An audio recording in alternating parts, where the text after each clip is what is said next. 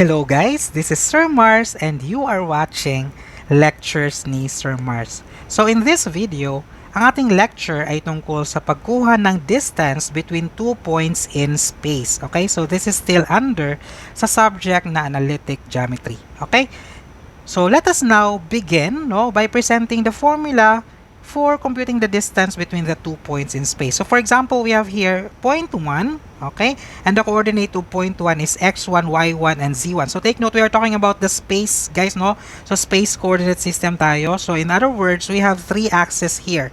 Meron tayong x-axis, y-axis, and the z-axis, okay? So if we have point 1 and the coordinate is x1, y1, z1, and another point 2 which is ang kanyang coordinate ay x2, y2, and z2, then we can get the distance between these 2 points. Ito yon, that is the distance. So by this formula, that is square root of x sub 2 minus x sub 1 squared plus y sub 2 minus y sub 1 squared plus z sub 2 minus z sub 1 squared. O diba ang dali lang nito guys, no? So para maintindihan natin, let us solve an example problem. So if the distance between the points A, which has a coordinate of 2, 10, and 4, and B, which has a coordinate of 8, 3, and Z, is 9.434, what is the value of Z? O diba ang dali lang na itong problem na to? So let us now solve this problem. Okay, so isolve natin itong problem guys, no? So let us set yung point A, sabihin natin yung point A natin, that is our point 1. So point 1 natin is yung A, which is 2, 10, 4. In other words, this is the x1, this is the y1, and this is the z1.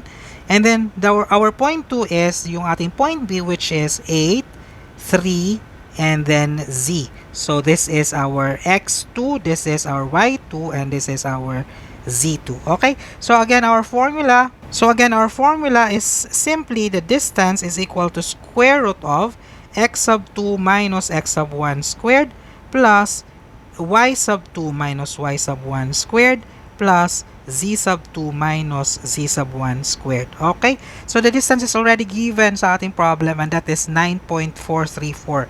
So this is 9.434 is equal to square root of x2 natin is 8 minus x1 natin is 2 then squared plus y sub 2 natin is 3. So 3 minus y sub 1 natin is 10 minus 10 then squared plus z sub 2 natin ay z minus z sub 1 natin ay 4 then squared. Okay, so ang gawin natin guys is i-square natin both sides ng ating equation. So mangyayari is i-square natin ito and magiging 89 ito. Okay, and then this is equal to, then maka-cancel yung ating radical sign dito kasi nga naka-square yung ating whole equation. So this is 36, 8 minus 2 squared, that's 36, plus 3 minus 10 squared is 49, that is negative 7 squared is 49, plus z minus 4 squared. So bali ang mangyayari guys is 89 minus 36 minus 49 is equal to 4 is equal to z minus 4 squared. Okay? So let us take the square root, no? So bali ang mangyayari dito guys is z minus 4 is equal to square root of 4. So z minus 4 is equal to 2 and z is equal to 6. So the answer here is 6. So z natin is 6. So the answer is, ayun, nandito tayo sa letter B. So the answer is letter B. So again, the answer here is letter B and that is 6. Okay, so I hope nag-learn kayo guys sa ating lecture today. Please subscribe to my channel para updated kayo sa ating mga bagong lectures. If this lecture has helped you, please like this video and subscribe to my channel. If you have any questions, you can comment below or send your questions to my Facebook page, Lectures ni Sir Mars.